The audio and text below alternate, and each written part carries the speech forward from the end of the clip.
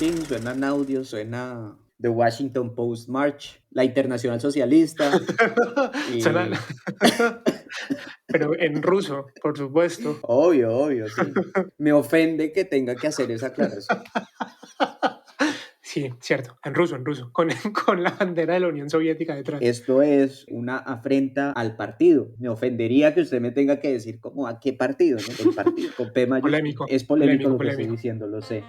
No se vaya, por favor, escúchenme hasta el final. No nos No a la cancelen, no nos cancel cancelen. culture en el 2021.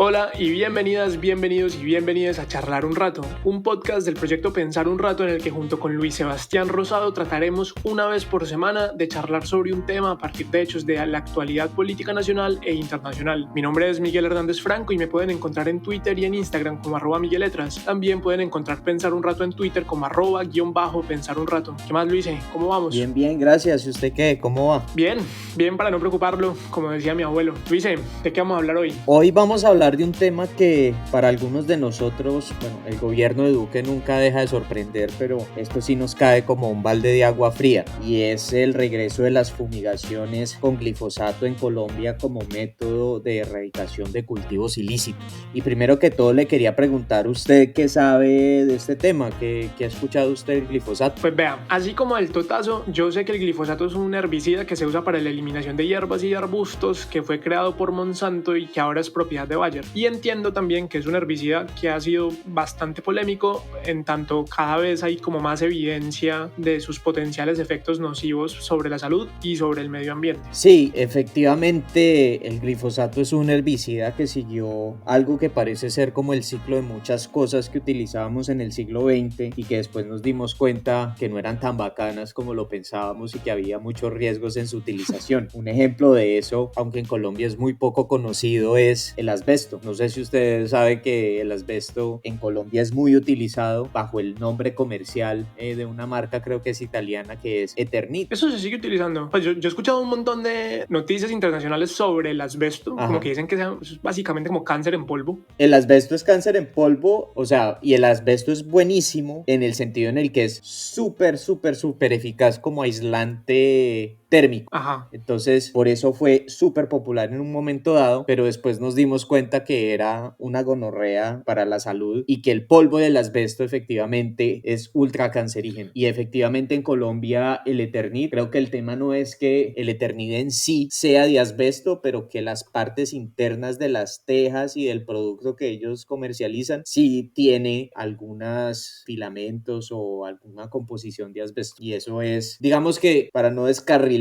esta conversación, lo que quería decir es que con el glifosato me parece a mí que pasa un poco lo mismo, en el sentido en el que comenzamos en el siglo XX a utilizar un producto químico del que no conocemos exactamente todas las implicaciones de su uso, y conforme va pasando el tiempo nos vamos dando cuenta que los beneficios de ese producto pues quizás están atados a muchas dificultades y algunos riesgos sobre la salud humana y el medio ambiente. Lo que sucede con el glifosato me parece, bueno, más bien le voy a preguntar, no nos vayamos todavía por las ramas, y creo que ahí sí ya la embarré porque me fui por las ramas un montón. No importa, no importa. Pero ¿qué es lo que está pasando en Colombia en estos días con el glifosato? Pues a ver, como cosa rara en Colombia, se ha desatado una polémica tras la expedición de un decreto del gobierno de Iván Duque en el que autoriza nuevamente la utilización de este producto para erradicar cultivos de coca mediante fumigación aérea. Y esto ha sido un mierdero el hijo de puta porque primero la Corte Constitucional había prácticamente cerrado la puerta al uso de este químico con una sentencia en la que prohibía un montón de vainas y que ponía muchos, ¿cómo se llama esto? Muchos impedimentos para su uso, como que le ponía muchas exigencias para que se pudiera usar. Y segundo, porque como ya dijimos, pues cada vez hay más evidencia que demuestra que eso tiene unos efectos gravísimos sobre la salud y el medio ambiente. Perfecto, pues le propongo entonces que para poder entender este tema, escuchemos un poco cuáles fueron los anuncios, cuál fue la noticia, y después intentamos hacer, como la semana pasada, 3 ejes de análisis de la noticia y de este tema del glifosato, lo que nos parece obvio primero, segundo, lo que nos parece oculto y tercero, lo que nos parece que es paradójico en esta nueva decisión del gobierno de volver a traer el glifosato como método de erradicación de cultivos ilícitos. Melo, de una. Entonces, en ese orden de ideas, escuchemos esto. ¿Qué hago? Le quiero contar que aquí en Colombia, por supuesto, también una de las noticias más importantes del día tiene que ver precisamente con el efecto de las disidencias de las FARC encargadas, promotoras de los cultivos ilícitos, y estamos hablando, por supuesto, del regreso de la fumigación, de la aspersión aérea con glifosato. En Colombia la noticia indiscutiblemente es el regreso a la aspersión aérea, el uso del glifosato como mecanismo para la lucha contra las hectáreas sembradas con la hoja de coca. Esto pues obviamente... Realmente todo parece indicar que regresa la aspersión aérea con glifosato. Ayer en la noche el presidente Iván Duque firmó el decreto con el que se retoma una práctica que ha fracasado en Colombia por décadas. Según la evidencia, rociar veneno desde el cielo no sirve para disminuir la producción de cocaína. Antes de empezar con lo obvio, lo oculto y lo paradójico de esta noticia, me parece importante que tengamos un poco de contexto. En 2015, el Centro Internacional de Investigaciones sobre el Cáncer, que es una agencia de la Organización Mundial de la Salud, estableció un vínculo probable entre la utilización del glifosato y ciertos tipos de cáncer en humanos. La potencialidad cancerígena de este producto, digamos que todavía está en duda y que hay ciertos estudios, pues es un herbicida muy utilizado en el sector agrícola, ha hecho que se haya prohibido en ciertos estados de los Estados Unidos, que haya un uso restringido en otros estados y en otros países del mundo pues simplemente ya no se puede utilizar para ningún propósito. En ese caso está por ejemplo Francia, está Italia, solo para dar algunos ejemplos. Otro ángulo de crítica a la utilización del glifosato es su efecto nocivo en ciertas especies. Esto lo que significa es que este herbicida puede tener consecuencias sobre la biodiversidad. Hoy en día ustedes saben que la biodiversidad no la entendemos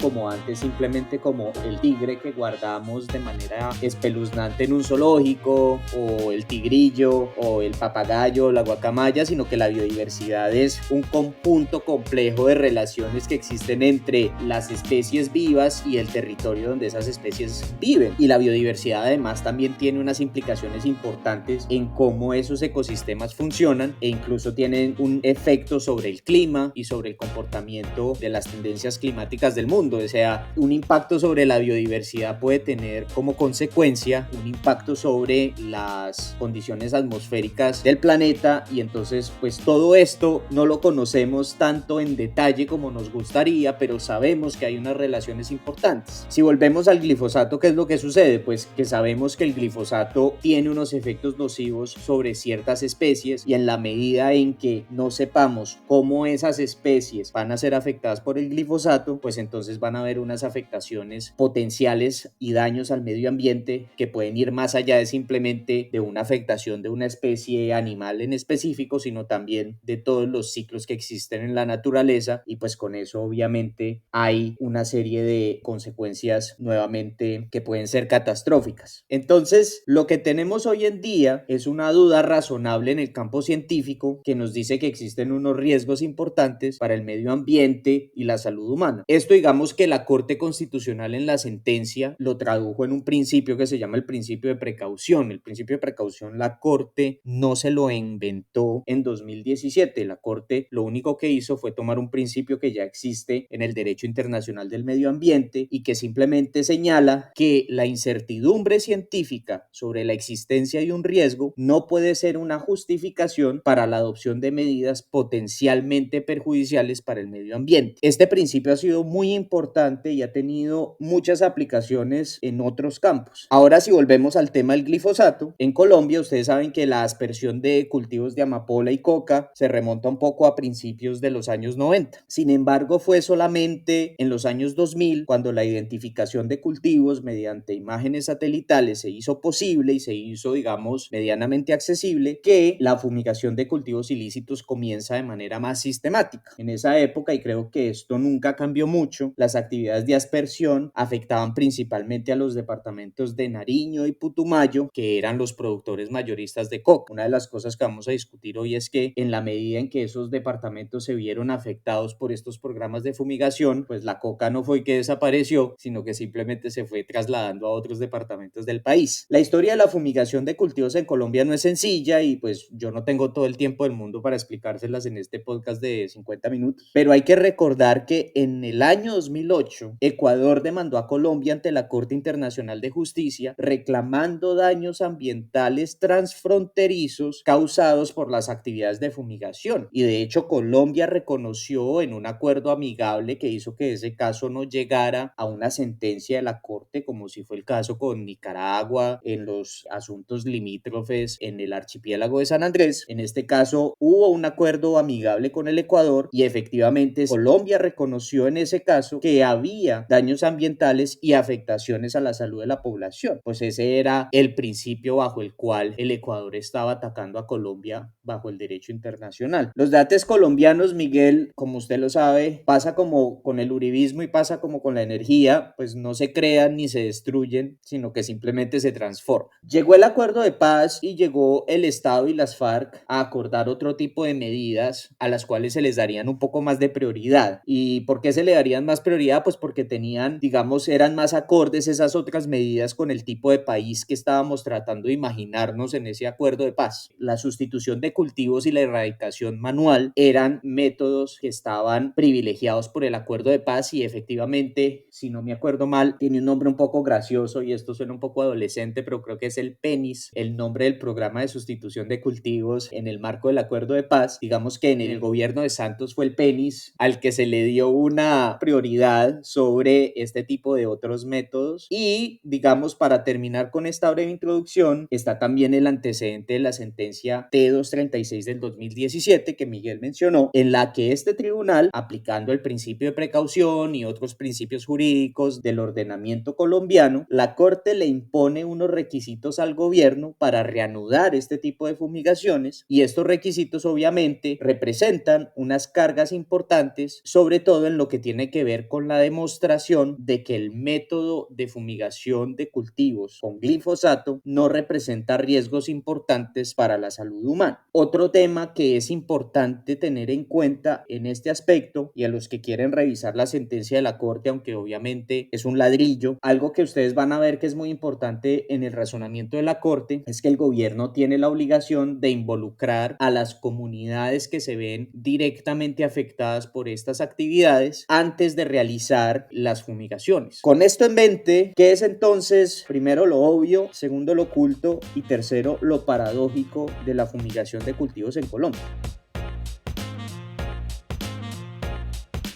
Bueno, entonces empecemos con lo obvio, y yo diría que la primera cosa obvia que hay que tener en cuenta con todo esto es que es una vaina de el gobierno y el Estado haciéndolo de siempre, pensando que va a haber un resultado distinto, pero que va a terminar en lo de siempre. Y por el gobierno y el Estado me refiero al gobierno uribista, al establishment conservador, a la derecha, a la extrema derecha y en general los de siempre haciéndolo de siempre, que es este discurso fastidioso de la lucha contra las drogas, que ya eso está mandado a recoger en todas partes. Casi toda la gente sensata en el mundo lo que es decir como, oiga, llevamos 50 años y no más en una lucha que perdimos porque la gente sigue consumiendo drogas, porque el consumo no es el problema, porque lo que genera la prohibición es más violencia, porque bueno, hay un montón de vainas que cada vez son más evidentes, o por lo menos para mí son evidentes desde el principio, pero aquí en Colombia seguimos empeñados en decir no, es que estamos en la lucha contra el narcotráfico. Y yo creo que eso también va de la mano de dos cosas muy importantes, y una es el alineamiento del gobierno y el Estado colombiano en general, el alineamiento histórico del Estado colombiano con los intereses de Estados Unidos. Nosotros siempre hemos sido pues como, así como el perrito más leal, pero es que ni siquiera somos, es como el pincher que llevan en el bolso.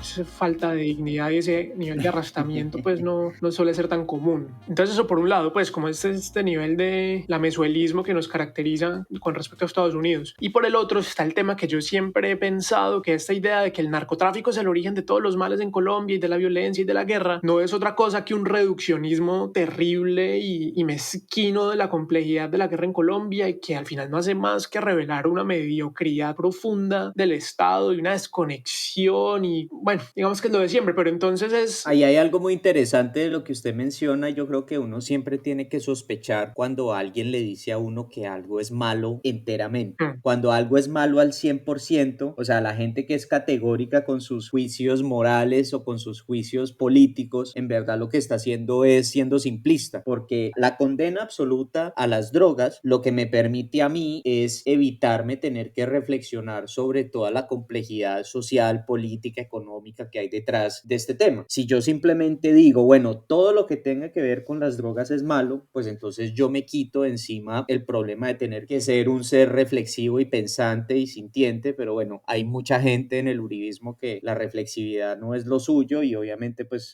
no podemos obligarlos tampoco. Y yo creo que por eso es que la estrategia de comunicación sobre este tema es la misma y la gente que hace análisis político en Colombia lo tiene muy claro. El gobierno de Uribe quería volver a este método porque es una estrategia que cala como en su gran estrategia de comunicación y en su gran concepción del Estado colombiano como el gran luchador de todas las injusticias y de todos los males que genera el narcotráfico. Y el narcotráfico acá ni siquiera entendido como un fenómeno social distinto de la violencia o un fenómeno social distinto del conflicto armado o una parte, digamos, de ese rompecabezas tan complejo, sino como un añadido ahí que viene a ser como un resumen de todos los males. Y ahí también otra vez volvemos a lo mismo que usted estaba mencionando, o sea, hay como una pereza de reinventarse un discurso y el glifosato en el tema específico de la lucha contra las drogas es muy efectivo para tratar de limitar esa discusión, porque finalmente lo que terminamos diciendo es, bueno, vamos a utilizar este método y al utilizar este método, ¿cómo nos van a decir lo que sea si lo que estamos haciendo es arrancando y arrancando y arrancando miles y miles y miles de hectáreas de coca? Y en ese sentido, pues digamos que hay una cierta simplificación del debate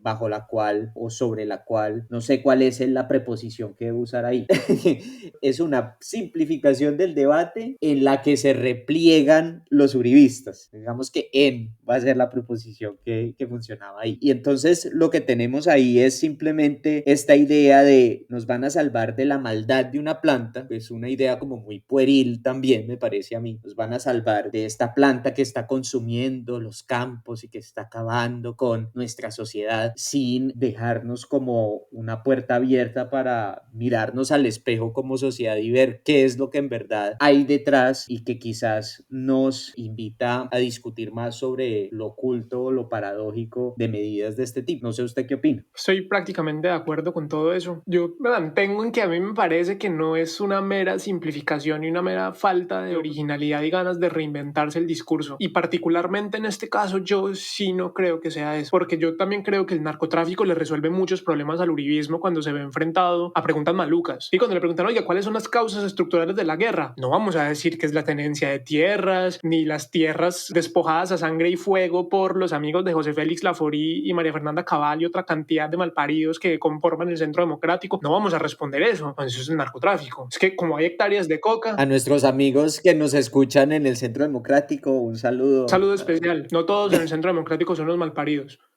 La gran mayoría, pero no queremos hacer juicios categóricos. Pero el punto es, le resuelve un montón de problemas, le resuelve muchos problemas al uribismo. Oiga, que por qué es que hay tantos problemas en Colombia y por qué hay tanta corrupción. No, porque es que el narcotráfico infiltró el Estado. Oiga, pero es que por qué tenemos un problema de violencia. No, porque es que los narcotraficantes le dan plata a la FARC y a las disidencias. Y entonces eso les resuelve todo el tema de el enemigo común, les resuelve todo el tema de quiénes son los culpables, les pinta un escenario que ellos necesitan para poder mantenerse en pie. Entonces yo de verdad no creo que sea solo el tema de no queremos reinventar el discurso, no queremos revisar nosotros como Estado, como sociedad, sino realmente es que donde nos pongamos a revisar un poquito más, donde nos pongamos a ser un poco más reflexivos de lo que querríamos y probablemente de lo que su capacidad les permite, las respuestas no van a ser chéveres.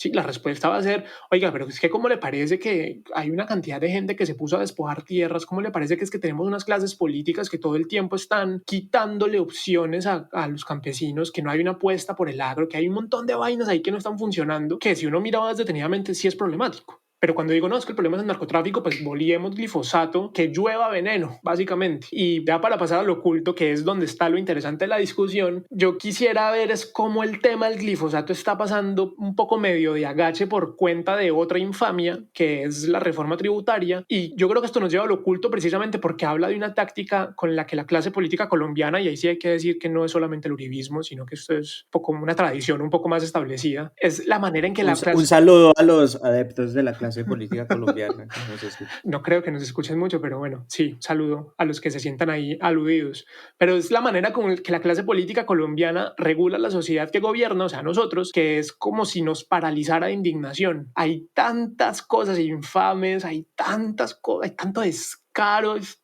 tanto el horror, tanto que uno dice como, pero ¿cómo es posible tanta cosa? Muchas veces uno es, puta, es que no es ni mediodía y este país ya se está yendo a la mierda otra vez. Y es como tanto, pues termina siendo es imposible para la ciudadanía de a pie y para los poquitos medios decentes que hay atender realmente a todo. Entonces, ¿con qué energías, con qué atención, con qué comprensión se queja uno? ¿Cómo protesta uno contra algo que se siente tan abrumador y que además, y esto es quizá lo que nos lleva al oculto, hace parte completamente del entramado del Estado? Sí, yo agregaría una cosa ahí para pasar a un tema del oculto y antes vamos a escuchar un fragmento, pero yo le agregaría algo y es que la reforma tributaria es un tema que compete más a la Colombia urbana, mientras que la fumigación con glifosato es algo que nos puede indignar, podemos tener una posición al respecto, pero parece que eso al final de cuentas, ese es un muerto que tienen que cargar otros que están lejos y con los que quizás ni siquiera simpatizamos y peor aún, ni siquiera empatizamos como ciudadanos, que son los que están en el campo y no en el campo a las afueras de Panaca donde llevan a los hijos del presidente a hacer las fiestas de cumpleaños, sino en el campo, en la Colombia profunda que se encuentra verdaderamente en lo profundo de lo profundo. O sea, para mí que soy alguien que en Bogotá dirían que soy un montañero, pero que los montañeros de verdad dirían que soy un citadino. Yo no me logro imaginar cómo es el Putumayo o cómo es el Chocó en las regiones donde en verdad están sucediendo estas cosas. Y yo creo que eso tiene algo que ver con lo que estamos hablando. Lo invito a que pasemos a escuchar un audio y luego seguimos la discusión. Un par de audios que yo creo que ejemplifican un poco lo que estamos diciendo, sobre todo esta parte de lo obvio. Tenemos unas organizaciones que yo llamo los símbolos del mal, que son esas organizaciones que mutaron después del acuerdo de paz. Lucas, no es el anuncio de que mañana estaremos fumigando, pero son pasitos de los que hay que dar. Nos decía el ministro, son 6 pasos. Aquí van, si le entendí bien, 3 pasos en la dirección de reactivar el glifosato como mecanismo para luchar con la gran enfermedad de Colombia, el narcotráfico. Repito, Lucas. ¿A usted le parece que amerita tomar ese paso, incurrir en esos riesgos para la salud con el fin de acabar, de atacar los cultivos ilícitos que son la gasolina del narcotráfico? Me parece muy importante el decreto que pidió el gobierno del presidente Duque para reiniciar la aspersión aérea en el país, poder erradicar esas 200.000 hectáreas de campo. El país no puede olvidarse que la fuente de la inseguridad, de la violencia pasa por el narcotráfico, la muerte de líderes sociales, la muerte de líderes comunitarios. Y los que tienen que temer son esos grupos armados ilegales que siguen con el negocio del narcotráfico, como incidentes del ELN, el Clan del Golfo, que usan e instrumentalizan a los campesinos para poder tener recursos para generar más violencia en Colombia. Ese es el combate que vamos a hacer. Ese es un programa diseñado para disminuir el total de hectáreas y disminuir el... Vamos ahora con lo oculto, que como dijimos al final de la sección anterior, tiene que ver un poco con la erosión de las instituciones del Estado, con la desarticulación del Estado y la clase política con el cuerpo social, con lo que eso que llaman la ciudadanía de a pie, pero que además la ciudadanía de a pie también está muy desarticulada entre sí y que yo creo que se puede ver un poco como telón de fondo, como tras bambalinas de esta discusión sobre el glifosato. Y diría ahí que la decisión del gobierno de Iván Duque de volver a fumigar cultivos de uso ilícito demuestra esa eterna desarticulación entre el Estado y la sociedad, y también entre la sociedad en sus distintos sectores. Pues por un lado es un grupo de burócratas en Bogotá que deciden sobre la realidad de las regiones a las que el Estado solo llega parcialmente con presencia militar. Entonces se mantiene esta idea de que el Estado es lo mismo que soldados, pero pues ¿dónde hijo de puta está la infraestructura, las carreteras, las escuelas, los acueductos? Hay un montón de vainas que también son el Estado, que parece que en Colombia y particularmente, y yo francamente odio esta expresión de la Colombia profunda. Yo quería comentar comentar lo que usted estaba diciendo sobre la desarticulación entre el Estado y la sociedad, y sí me parece que ese es como el gran tema oculto que quizás me parece a mí triste que hoy en día siga siendo oculto, y es que tomar este tipo de decisiones desde una capital,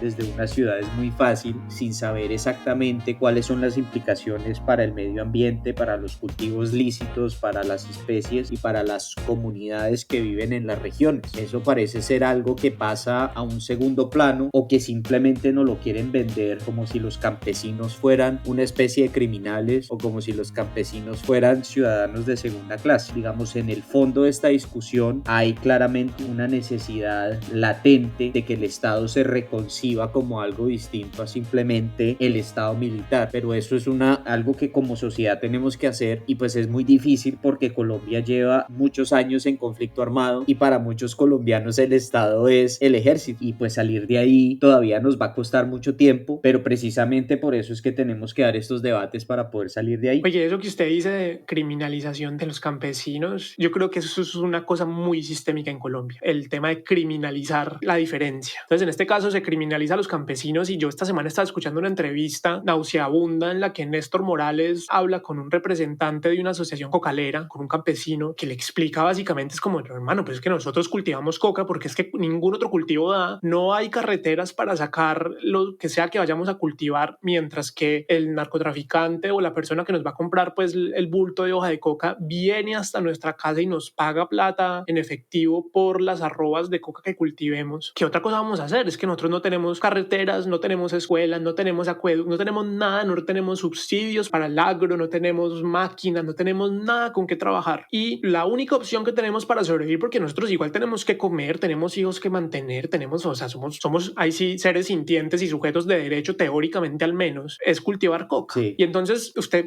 en esa entrevista que ahorita ponemos un pedazo, Néstor Morales todo el tiempo le daba la vuelta con la mezquindad que caracteriza a ese miserable para decir, pero es que usted cultiva coca y entonces se la vende a los narcotraficantes. Ah, sí. Y entonces el mal le decía, no, pero es que mire, pero es que no, la necesidad, no sé qué. Claro, pero entonces viene el mafioso y tal vaina. O sea que es que sí es el narcotraficante el que, y todo el tiempo poniendo esta lógica de la ilegalidad, lo criminal, sin irse, lo que decíamos ahorita en lo obvio, a, digamos, un poco más lo profundo de todo el asunto. No, siempre hay la superficie que queda resuelto en ese tema de el narcotráfico es el problema, las drogas es el origen de todos los males, toda la violencia siempre es el narcotráfico, ergo cualquier discusión que vayamos a tener y cualquier intención de tratar de comprender un poquito más la complejidad del asunto, no, si es narcotraficante ya está mal, el campesino es un criminal, perfecto que le llueva veneno, y si lo tiene que matar el ejército, pues que mate un par a ver si aprenden, y siempre esta lógica que hay ahí que es muy sistémica. Y es una justificación moral con la que Néstor Morales y sus oyentes se van a ir tranquilos a la cama diciendo, bueno, si alguien se muere, pues es alguien que estaba delinquiendo. Sí, no estaba recogiendo café. No está, exacto. Y algo muy interesante. Espere, ¿sí? la de ahora ya no estaba recogiendo café, sino no estaban estudiando para el ICFES. ¿Ah, sí? Que es la que dijo Diego Molano hace unas semanas cuando con lo de bombardeó los con las máquinas sí, de guerra. sí, Le sí, preguntan sí. y él dijo al aire, no, pero es que ellos estaban ahí era delinquiendo, ellos no estaban estudiando para el ICFES. Van a decir lo mismo de los campesinos. Es muy triste, sobre todo porque pone al Estado colombiano en esta posición en la que los criminales, o sea, el Estado colombiano se rebaja a actuar como actúan los criminales bajo el pretexto de que los criminales pues son criminales, y uno esperaría como sociedad pues que el Estado que lo representa a uno tenga unos estándares éticos, morales, políticos más altos que los criminales que supuestamente condenamos. O sea, no puede ser, pero bueno, esa es otra discusión, ahí sí no nos podemos meter. No, pero yo sí creo que tiene todo que ver, porque es que es todo el tiene tema que ver de la con erosión. todo. Esto también hace parte de El mundo está Sarmiento conectado. Angulo. Los Illuminati, con Isabel II. Pero no, de verdad sí tiene que ver en el tema de la erosión de las instituciones. O sea, que la institución del Estado se sienta moralmente justificada para actuar criminalmente por el hecho de que eso que se considera criminal es criminal. Eso erosiona la institución profundamente y es lo que termina como fortaleciendo esta desarticulación profunda que hay entre el Estado, la sociedad, y que termina también erosionando, digamos, la cohesión social y la comunicación que hay entre los distintos sectores de la sociedad. Lo que usted decía, por ejemplo, de la Colombia rural y la Colombia urbana. Avanzado, digamos, desde el 2017 de la firma de los acuerdos municipales, de los acuerdos regionales, pues las familias se encuentran en el incumplimiento sobre este acuerdo. Entonces, pero don Carlos, para nosotros, primero tal vez quisiera que le explicara a los oyentes por qué se dedica usted al cultivo de la hoja de coca. Nosotros cultivamos coca porque, pues, por ejemplo, no hay vías de comunicación, o sea, las vías terrestres, o si existen, son muy, digamos, degradadas, y en las partes donde nosotros cultivamos coca, pues no hay acceso a las vías de comunicación terrestre, y tampoco, pues, no existe la comercialización, no existe la garantía para el productor. ¿A quién le venden? Para poder... si no existe comercialización, ¿a quién le venden ustedes el producto, la hoja de coca? Pues la hoja de coca nosotros le vendemos a las que compran, a las organizaciones a las mafias. Sí, a las mafias. A los carteles, claro. Sí, claro, pues igual con todo este proceso de paz, en el momento de que SAR abandonó nuestro territorio, se suponía que pues iba a llegar el Estado administrativo, ¿no? Administrativo, no el militar, ¿no?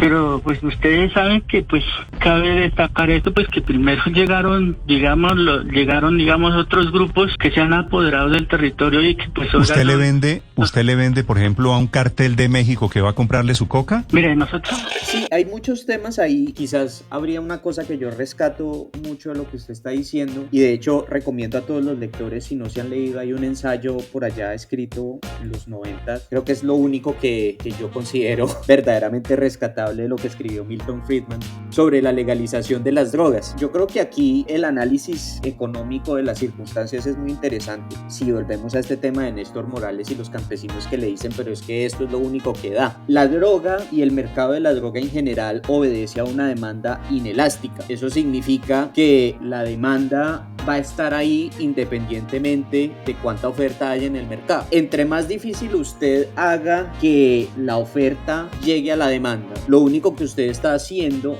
es enrareciendo el producto, pero usted no está eliminando la demanda. O sea, la gente que se droga con cocaína va a querer seguir drogándose con cocaína en cualquier caso, fumigue o no fumigue, plante o no plante, produzca o no produzca, porque eso es lo que sucede con la droga. O sea, los usuarios están ahí, y si usted enrarece el producto, pues lo único que hace es permitir, por una simple lógica de mercado, que los precios aumenten. Entonces, todas estas políticas prohibicionistas lo único que hacen es incentivar a las organizaciones criminales a que suban los precios y muy seguramente a enriquecerla. Y esto es un argumento que Milton Friedman explica desde una óptica muy neoliberal, y desde esa misma óptica dice: la droga hay que legalizarla, huevones, porque esto no sirve para nada. Y bueno, aquí estamos 30 años después y seguimos exactamente en el mismo punto. Y lo que Néstor Morales entonces parece no ver, porque acá estamos hablando del oculto, es que si no es el campesino con el que él está hablando ese día, pues va a ser otro, o va a ser otra la zona en la que se va a cultivar la coca, porque es que en la medida en que haya demanda, pues va a tener que haber oferta, y en la medida en que la coca se vuelva más cara porque hay fumigación, pues va a haber más recursos económicos, porque el precio de la cocaína va a aumentar y las organizaciones criminales van a poder pagar la poca coca que haya más cara. Pero entonces la lógica nunca va a ser de eliminación, porque no vamos a lograrlo si no analizamos el mercado de la cocaína y el mercado de las organizaciones criminales. No puedo estar más de acuerdo con eso. Hablemos de otro pequeño punto, porque se nos va toda la vida en lo oculto. Lo que me parece a mí que hay en el discurso del uribismo, que no se ve tan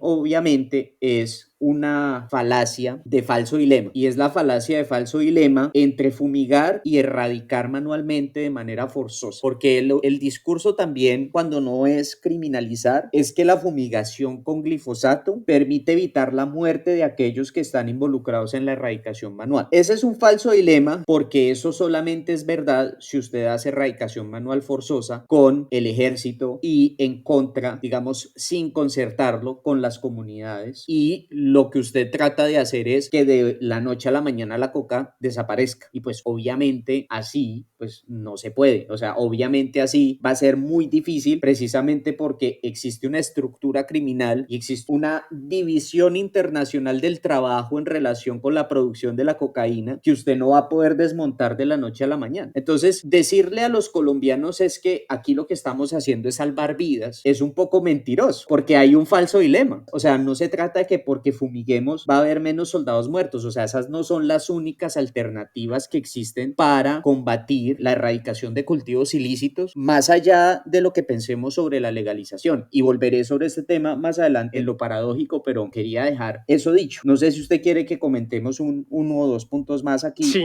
hay una última cosa que quisiera comentar y es una cosa que ocurrió unas semanas antes de esto, que fue el decreto mediante el cual se decide que el juez de las tutelas que se interpongan contra la presidencia de la República va a ser el Consejo de Estado y no la Corte Constitucional. Y esto es una decisión que fue muy criticada por expertos constitucionalistas y abogados que comprenden estos intríngulis mucho mejor que yo, pero que básicamente es el gesto que viene haciendo este gobierno desde que comenzó, y es: yo elijo mis jueces, sobre todo porque me he dado cuenta que los jueces, digamos, más idóneos para hacerlo no me están fallando como yo querría, no están fallando a mi favor. Y curiosamente, las tutelas que se van a interponer contra este decreto las va a resolver no la Corte Constitucional, sino el Consejo de Estado. Y pues esto va en toda esta lógica, no solamente en el caso del glifosato, sino que esto es un gesto de este gobierno desde que comenzó, que ha implicado la cooptación de las instituciones, pues la fiscalía de este mancito narcisista, el mejor fiscal de la historia de todos los tiempos. Illuminatis. No.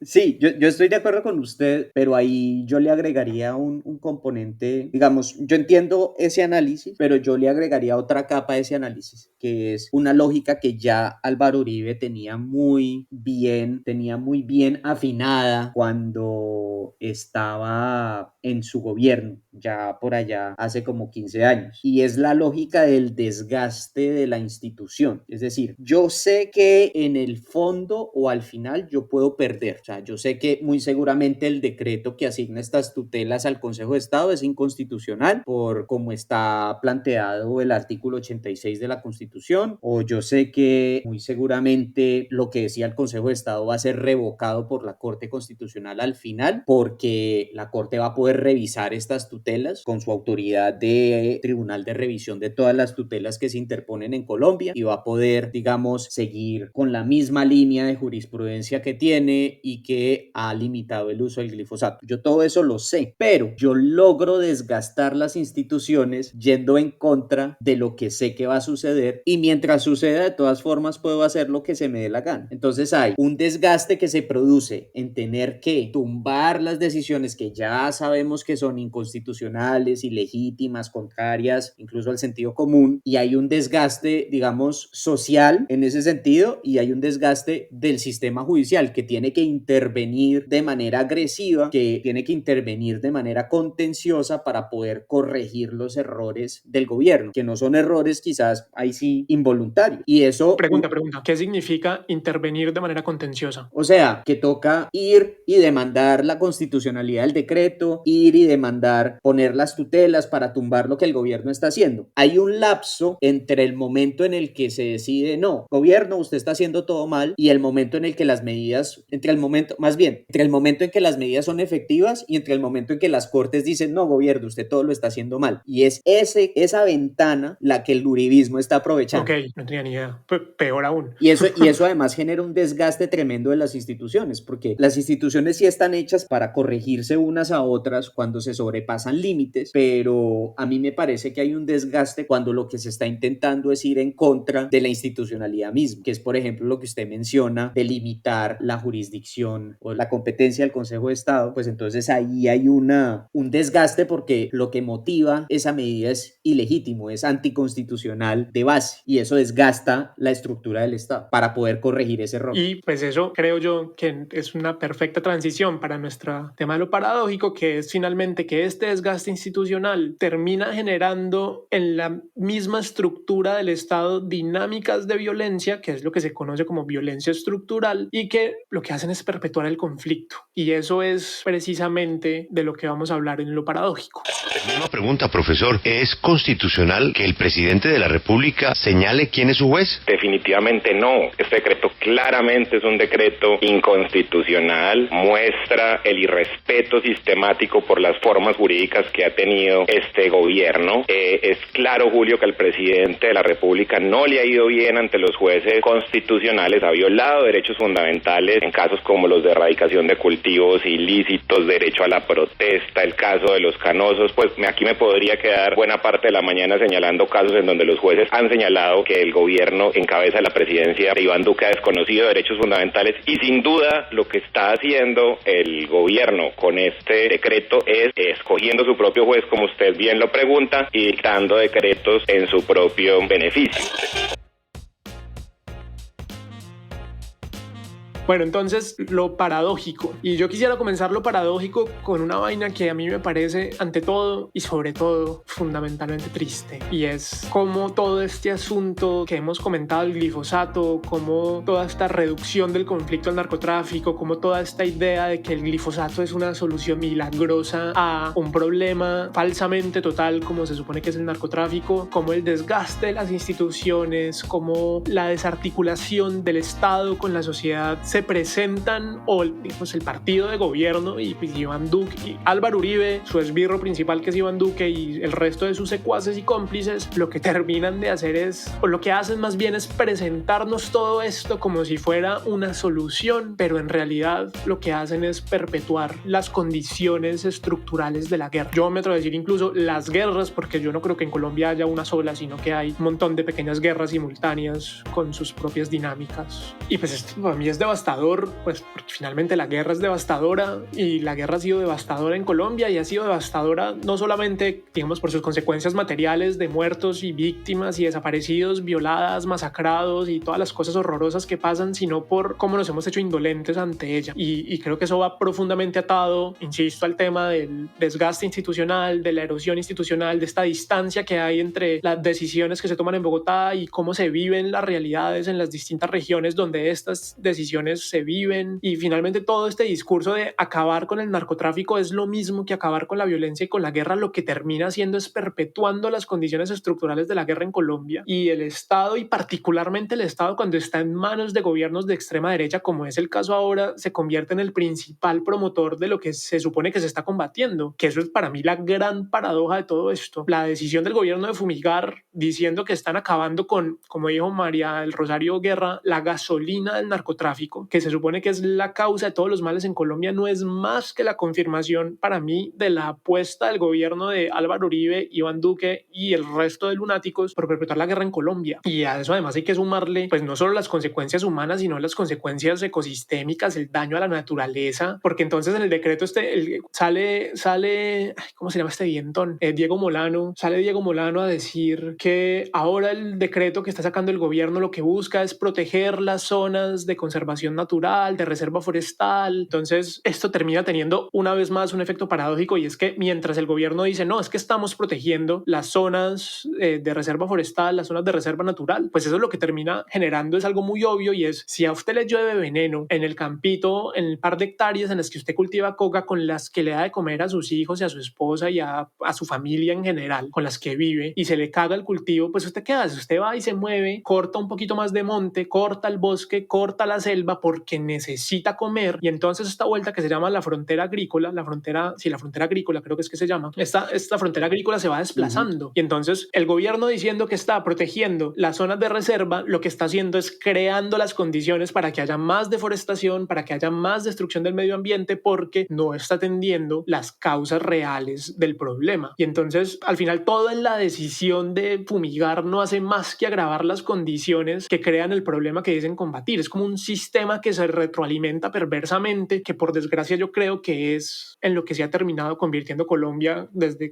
hace muchos años, pero que eso se terminó de consolidar cuando caímos en manos de Álvaro Uribe y sus cómplices. Sí, yo estoy completamente de acuerdo con lo que usted está diciendo, y quizás para concluir un poco este tema, yo diría que lo paradójico para mí es que no hay ninguna reflexión sobre lo que representa este método de lucha contra las drogas para nuestra sociedad. Es decir, no estoy diciendo que el gobierno no tenga un discurso, no estoy diciendo que las organizaciones sociales no tengan un discurso, sino que parece que nadie espera del ciudadano o de todos los ciudadanos que nos posicionemos y nos hagamos preguntas sobre por qué este método es algo bondadoso para Colombia. Y yo sí creo que hay un tema de eficacia del método que hay que revisar, y esto es eficaz, quizás es eficaz hay muchas discusiones y es muy, muy debatida la eficacia de este método de fumigación. De hecho, el tema de la frontera agrícola que se expande también va ligada a otro problema, y es que 3 o 4 meses después de la aspersión, de que usted mata la mata de coca, puede volver a sembrarla en el mismo lugar que usted la fumigó. Entonces, en verdad, esto nunca se ha demostrado que la fumigación haya tenido un impacto sobre la cocaína que se vende en los Estados Unidos o la cocaína que se vende en las ciudades. O sea, lo que permite este método es tener cifras para mostrar como en la inmediatez, como decir, sí, estamos erradicando tantas hectáreas, hemos matado aproximadamente tantas miles de matas de coca. Pero ¿eso qué significa para nosotros como ciudadanos? A mí me parece que Colombia tiene que tomar, digamos, esto tiene una dificultad adicional, y es que esta medida es supuestamente eficaz para que haya menos droga en Estados Unidos, o que quizás la vuelva más cara, pero es eficaz para lograr una sociedad más justa y más ordenada y más equitativa en Colombia. Esa no parece ser la pregunta que nos estamos haciendo, y yo creo que ahí sí hay un grado enorme de paradoja, porque no parece ser claro para mí quién es el beneficiario de la política antidrogas que sostiene el glifosato. Y yo creo que un ejemplo muy valioso de alternativas y de reflexiones más profundas sobre quiénes somos como sociedad y cuál es el rol que debe jugar la coca en una sociedad, pues yo creo que los bolivianos han hecho eso de una manera mucho más interesante. O sea, yo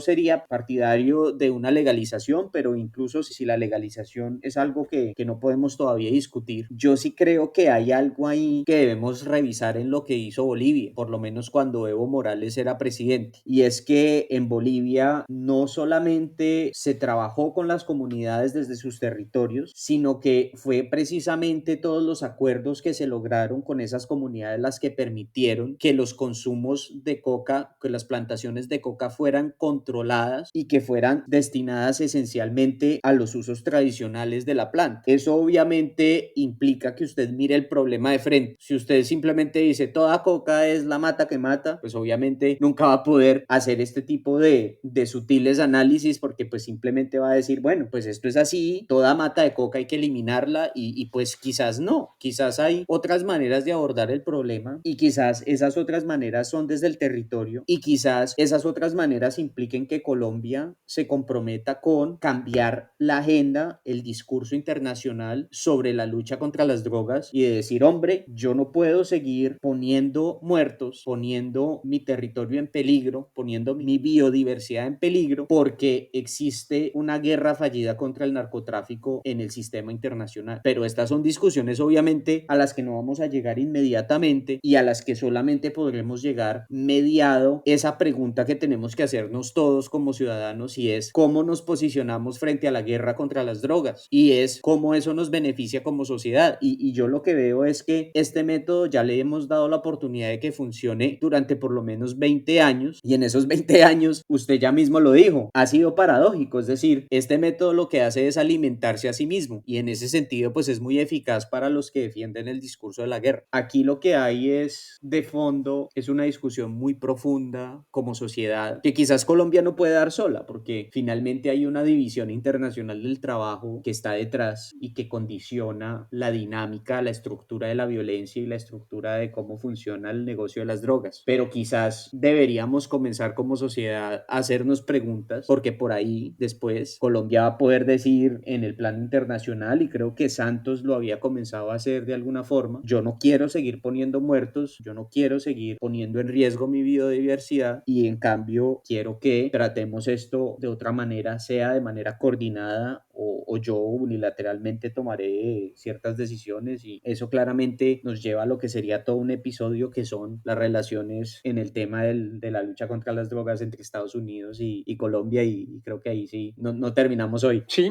pues yo ahí cerraría diciendo que esto es una vaina que se ha dicho hasta la saciedad, y es que la prohibición no hace más que echarle leña al fuego, y pues no estamos en nada. Es decir, yo sí soy pues un abierto defensor de la legalización de las drogas. Para mí deberían legalizar toda esa vuelta, tratar el problema como un problema de salud pública, buscar un enfoque directo que no atienda la oferta que es como la solución en la que estamos basados hoy en día, sino más bien atender la demanda, es decir, ¿por qué hay consumidor? O sea, si les molesta, pues primero que todo yo no creo que debiera molestarnos porque hay tanta gente que consume drogas. Si la gente consume drogas es problema de la gente, y está más que demostrado que la gran mayoría de consumidores no son consumidores problemáticos, empezando por ahí, o consumidores pues digamos que desarrollan algún tipo de relación patológica con las sustancias. Entonces pues hay un montón de evidencia científica que nos dice que no hay ninguna razón para tratar el tema como si fuera un tabú insondable o lo que sea, y pues está más que claro, pues no, o mejor dicho, no sé como cuánta evidencia es suficiente para que digamos, oiga, tal vez quizá la mejor opción sea cambiar de estrategia. El problema es que gobernados por esta parranda de godos, creo que esa discusión no tendrá lugar pronto en Colombia, en todo caso, por todo lo que ya dijimos. Igual quizás la reflexión final es, hay que hacerse la pregunta de si vale la pena volver a utilizar el mismo método que en los últimos 20 años no dio ningún buen resultado. Yo creo que cerremos ahí con esa pregunta. Cerremos ahí con esa, y yo creo que finalmente habrá una solución el día que desmantelemos a los Illuminati y que Isabel II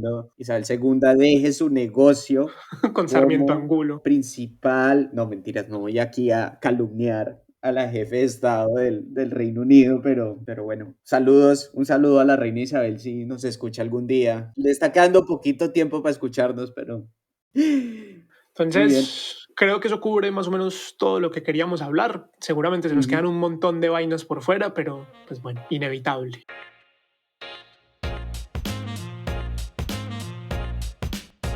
Bueno, pues eso fue todo por hoy en Charlar un Rato, un podcast del proyecto Pensar un Rato. Este episodio fue producido por Luis Sebastián Rosado y por mí, Miguel Hernández Franco. Recuerden que pueden encontrar al proyecto Pensar un Rato en Twitter en la cuenta @_Pensar un Rato. También pueden visitar www.pensarunrato.com, donde encontrarán los demás podcasts del proyecto, así como textos y otros contenidos. Y en el menú Apoyapur encontrarán el botón de Patreon, donde si así lo desean pueden ayudar financieramente a este proyecto para que siga creciendo y trayéndoles más contenido de calidad. Luise, muchas gracias, hombre. No, muchas gracias a usted y nos vemos pronto. Sí, señor, así será. A todos, todas y todes, muchísimas gracias por escuchar y nos oímos pronto.